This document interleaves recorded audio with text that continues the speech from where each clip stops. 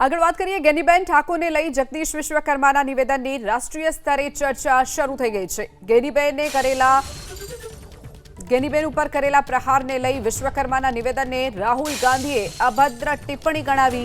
વિશ્વકર્માના નિવેદનને રાહુલ ગાંધીએ શરમજનક અને નારી શક્તિના અપમાન સમાન ગણાવી છે। સત્તાને પડકારનાર મહિલાઓ આમને સહન નથી થતી તેવી પણ વાત રાહુલ ગાંધીએ કરી છે। એક પળમાં જ એમની વિકૃત માનસિકતા સામે આવી છે તેવું પણ રાહુલ ગાંધીએ પોસ્ટ કરી છે। ગુજરાતની સાથે હિન્દુસ્તાનની મહિલાઓ તમામ અપમાનનો જવાબ આપશે તેવી પણ રાહુલ ગાંધીએ પોસ્ટ કરી છે। તો જગદીશ વિશ્વકર્માએ 2 દિવસ અગાઉ જે નિવેદન આપ્યું હતું તેને લઈ અને રાહુલ ગાંધીએ પોસ્ટ કરી છે।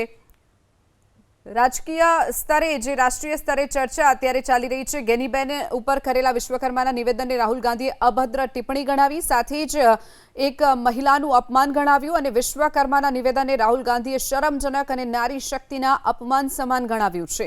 સત્તાને પડકારનાર જે મહિલાઓ છે તે આમને સહન નથી થતી તે પણ લખાણ રાહુલ ગાંધીએ કર્યું છે અને એક પળમાં જ તેમની વિકૃત માનસિકતા સામે આવી ગઈ છે। આ તમામ વસ્તુ જે પ્રહારો જે રાહુલ ગાંધીએ કર્યા છે, રાહુલ ગાંધીએ આ પ્રહારો કરતી એક પોસ્ટ કરી છે। ગુજરાતની સાથે હિન્દુસ્તાનની મહિલાઓનું પણ અપમાન તેમણે ગણાવ્યું છે।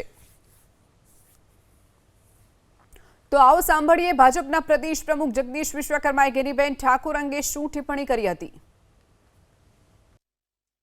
માત્ર જ્ઞાતિવાદ, વર્ગ વિગ્રહ, હું આ સમાજનો નેતા, હું બનાસની બેન, અમે તમારી બેન, તમારું સન્માન કરીએ છીએ, તમે અમારી સૌની બેન છો, પણ તમે જે લોકસભાની અંદર જઈ ગુજરાતની તમામ બહેનોનું, બનાસની તમામ બહેનોનું અને દેશની 70 કરોડ મહિલાઓનું તમે જે અપમાન કર્યું છે નારી વંદના અધિનિયમ અંતર્ગત, આ બનાસની બહેનો ક્યારેય નહીં ભૂલે અને એનો કરારો જવાબ આગામી દિવસોની અંદર અમારી માતા બહેનોએ તમને તમારા ગઢમાંથી તમારી સીટો એ તમારા સાડીના પલ્લુમાંથી હાંચકી લીધી છે